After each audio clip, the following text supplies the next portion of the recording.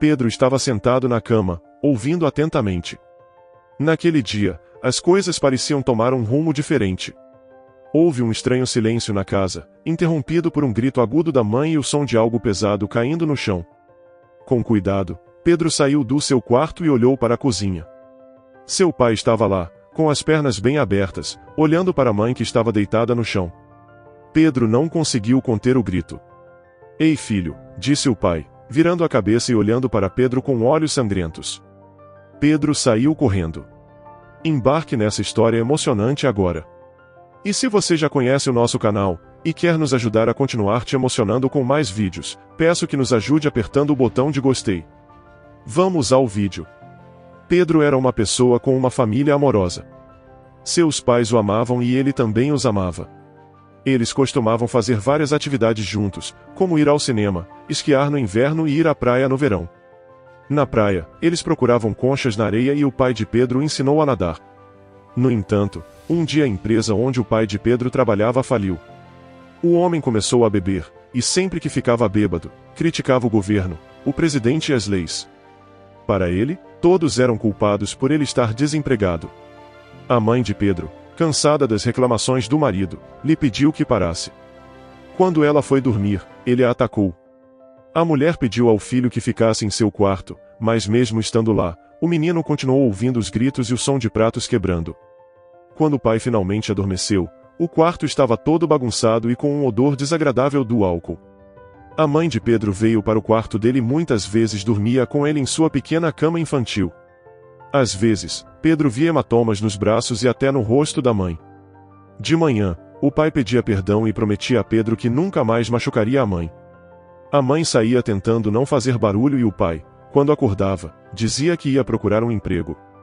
Pedro tinha que tomar café da manhã sozinho e ir para a escola.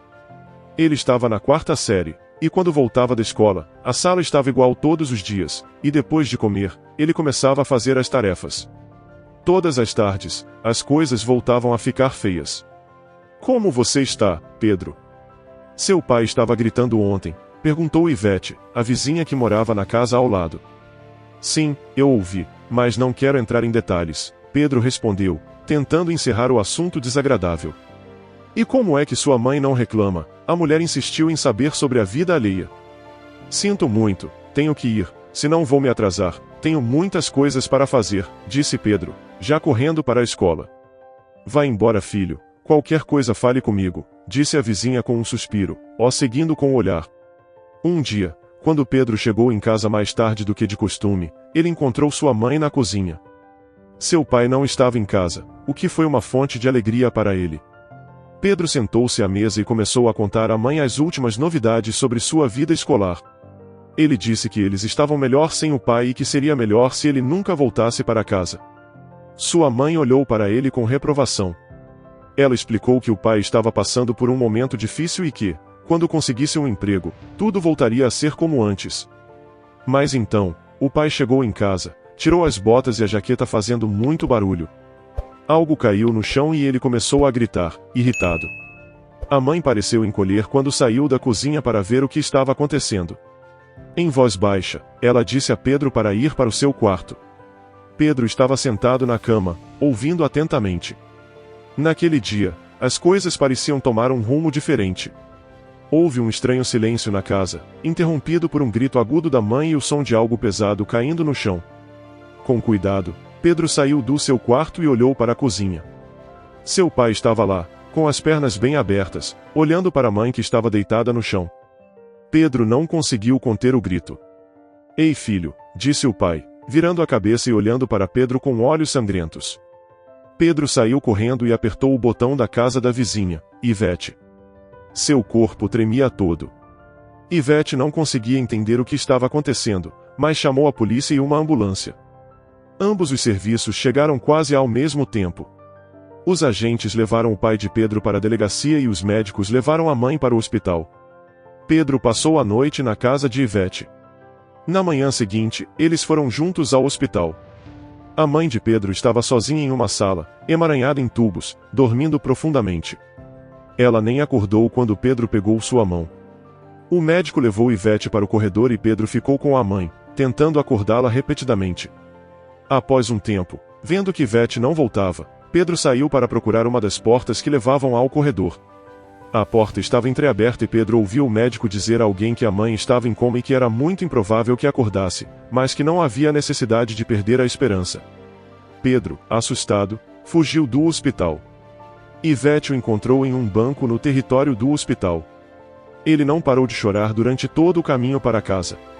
Ivete, já sem saber o que fazer, tentou acalmá-lo. Em casa, ela perguntou se a mãe e ele tinham parentes. Pedro respondeu que tinha uma avó que morava em uma cidade a cerca de 1h30 de ônibus e depois mais 3 quilômetros a pé. Ivete prometeu a ele que, na manhã seguinte, o levaria para a avó. No entanto, no dia seguinte, ela recebeu uma ligação urgente da filha de uma amiga, dizendo que a mãe de Pedro estava morrendo. Ivete, perplexa, explicou a Pedro que o levaria para a estação e o colocaria no ônibus, mas não poderia acompanhá-lo até a cidade. Ela pediu ao motorista que cuidasse um pouco da criança. O barulho monótono do motor e os acontecimentos dos últimos dias fizeram Pedro adormecer assim que o ônibus partiu. Quando chegaram, uma mulher que estava sentada ao lado dele o acordou. "Ei, criança, acorde." "Nós chegamos", disse ela. Pedro acordou, levantou-se e foi até a saída do ônibus. O motorista disse para ele seguir com os outros e não se separar do grupo, pois ele tinha que retornar para a cidade. Pedro acenou com a cabeça e saiu do ônibus, mas as pessoas se dispersaram imediatamente. Cada um foi para sua casa e ele foi deixado sozinho na estrada para a periferia da cidade. Ele estava assustado, mas o sol estava brilhando como sempre e as folhas caídas farfalhavam sob seus pés de uma forma familiar. Pedro disse a si mesmo que já era grande e sabia o mais importante: não atravessar a rua com muitos carros passando e não dar chance para estranhos suspeitos. Ele começou a andar, cantarolando sua música favorita para se sentir corajoso, uma música que costumava cantar com sua mãe. Ele pensou que em breve passaria por uma cidade pequena e depois uma cidade maior, onde já havia uma loja, e a próxima seria a cidade de sua avó. Quando a primeira cidade ficou para trás, alguém o chamou com um assobio. Pedro parou e olhou em volta e viu 2 adolescentes na beira da estrada, sentados em uma árvore caída. "Quem é você? Veio ver alguém?" "Seu rosto não parece familiar", perguntou o mais alto e também o mais velho. "Estou indo ver minha avó", explicou Pedro. "Por que você não está na escola?", o mais velho perguntou. "Não pude ir, mas normalmente vou", respondeu Pedro, sem entrar em detalhes. O segundo adolescente perguntou se ele tinha um cigarro. Pedro respondeu que sua mãe lhe disse que se começasse a fumar muito cedo, não ganharia altura e pararia de crescer. Os meninos apenas riram dele. "Olha que criança esperta, que graça. Sua mãe te disse? E o que mais ela te disse?" "O que você tem aí?", perguntou o mais velho, que de repente parou de rir. Com um movimento repentino, ele arrancou a mochila dos ombros de Pedro. Pedro começou a gritar que deveria devolver a mochila. Ele tentou pegá-la de volta, mas o menino o empurrou e começou a vasculhá-la. Uma muda de roupa, um livro e um saco de sanduíches que Pedro tinha esquecido completamente caíram no chão. O mais velho deles continuou zombando. "Sua mãe deve ser daquelas que leva vários homens para casa, dá um passeio com eles e deixa o filho lesado e ingênuo andando aleatoriamente pela cidade, sem saber o que fazer", disse o menino mais velho, rindo juntamente do mais novo.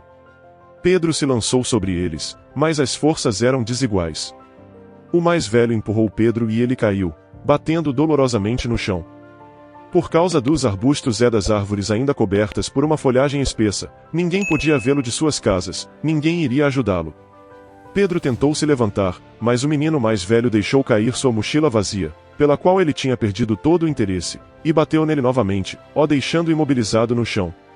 O outro imediatamente começou a procurar em seus bolsos e encontrou uma nota de R$50. Os meninos foram embora rapidamente e Pedro se levantou. Eles começaram a brigar, mas uma criança de 9 anos não podia vencer 2 adolescentes muito mais altos e fortes. Pedro agarrou a manga da jaqueta do jovem mais velho, mas não demorou muito para que ele se soltasse e empurrasse Pedro. Desta vez, Pedro caiu e bateu a nuca na ponta de uma árvore. O menino apagou. Uma idosa que passava viu Pedro caído no chão e perguntou quem ele era e para onde estava indo. Pedro, contorcendo-se de dor, não conseguia lembrar o que estava fazendo naquele lugar, nem se lembrava de seu nome ou de qualquer outra coisa. Ele viu uma camisa rasgada na grama e percebeu que sua mochila e jaqueta haviam desaparecido. A idosa disse que o levaria para casa, onde ele poderia se lavar um pouco e depois ele contaria a ela o que aconteceu. Pedro queria chorar de desamparo e dor. A idosa o ajudou a se lavar, o alimentou e disse que iria conversar com a prefeitura da cidade para pedir conselhos, pois não sabia o que fazer naquela situação. Ela trancou Pedro em casa, esperando que ele não fugisse, mas ele também não tinha intenção de fugir. Para onde iria se não soubesse quem era ou onde estava? Mais tarde, a idosa voltou com um homem baixo e bem vestido, era o vereador da cidade. O homem observou Pedro e pediu que ele ficasse naquela noite, pois no dia seguinte a polícia viria e cuidaria do assunto. A velha disse que não tinha problema com isso e pediu que ele encontrasse aqueles que haviam atacado a criança. Ela suspeitava que fossem Lucas e seus amigos. Na manhã seguinte, o vereador voltou com um jovem policial uniformizado. Pedro foi questionado mais uma vez, mas o que ele poderia dizer? Ele apenas piscou, confuso, como qualquer garoto faria. O policial saiu, dizendo que entrevistaria todos os habitantes das cidades da área e que, no final, encontraria os parentes do garoto. Ele até tirou uma foto de Pedro para mostrá-la às pessoas e assim poder identificá-lo.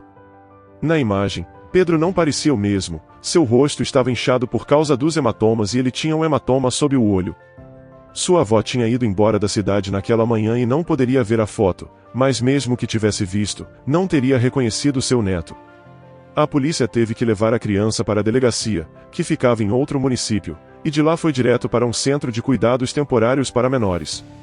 Lhe explicaram que na cidade ninguém o conhecia, ninguém o estava procurando, ninguém havia relatado o desaparecimento de uma criança e ele não podia viver sozinho.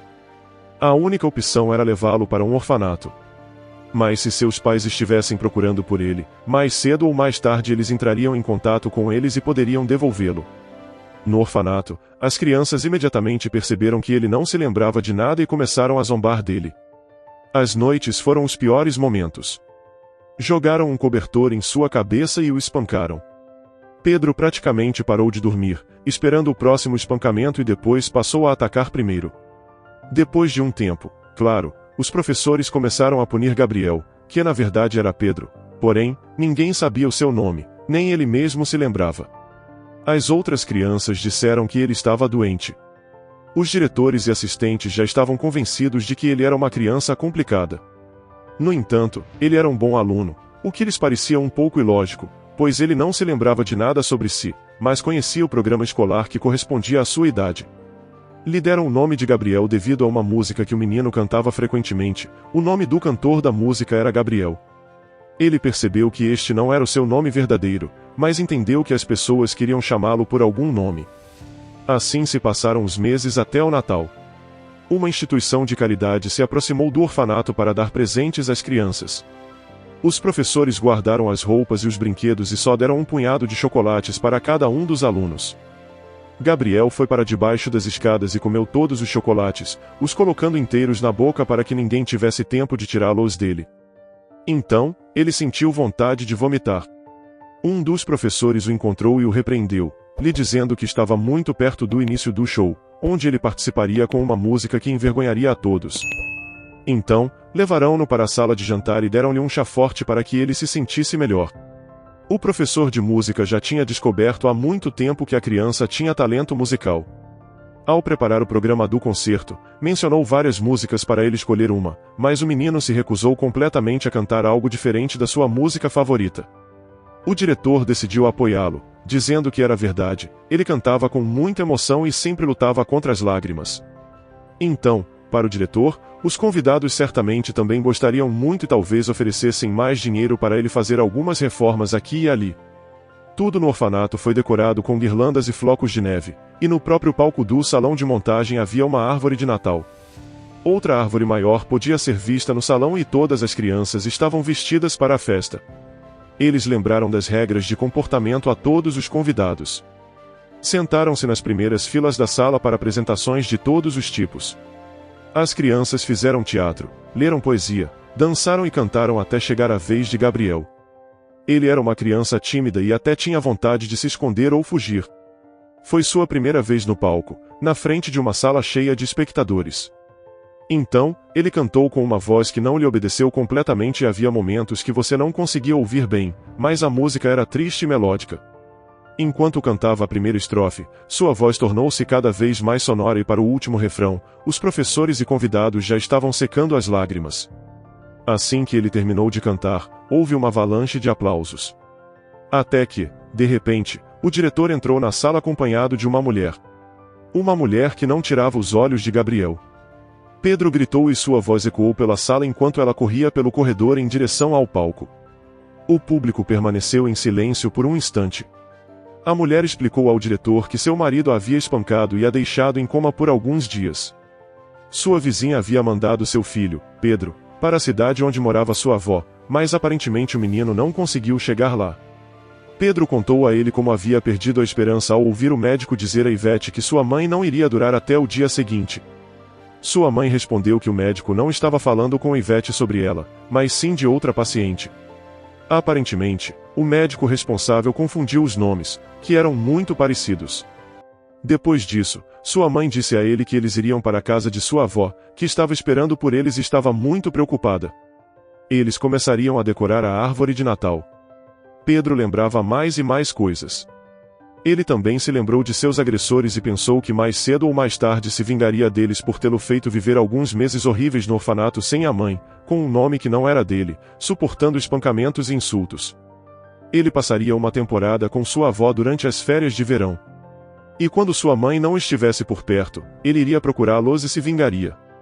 Mas no final, só uma coisa o preocupava: que seu pai voltasse. Mas sua mãe lhe garantiu que havia se divorciado dele, e que caso ele não os deixasse em paz, eles iriam morar em outro lugar. Pedro caminhou segurando a mão de sua mãe com força e de vez em quando olhava para ela, como se quisesse verificar se era ela e que ela não iria desaparecer. Ele só esperava que todos os problemas tivessem ficado para trás. Não há nada pior do que estar sozinho neste mundo enorme e cruel sem a mãe, tendo perdido a memória. Para uma criança, enfrentar a crueldade não a impede mais de continuar a ser a mesma criança obediente e calma que era até aquele momento. Suspeita, medo, ansiedade e desespero se instalaram no coração de Pedro há muito tempo, mas o amor materno foi capaz de salvar e derreter o coração de seu filho, apesar de tê-lo achado muito amargurado. Que tipo de pessoa você acha que Pedro se tornaria caso não tivesse se reencontrado com sua mãe e continuasse vivendo como vivia? Diga nos comentários. Se você gostou dessa história emocionante, peço, por favor, que deixe um gostei neste vídeo e compartilhe com seus amigos. E este outro vídeo que está aparecendo em sua tela agora, também é muito comovente, e certamente também vai te emocionar. Se inscreva no canal para não perder nenhuma novidade, e até o próximo vídeo.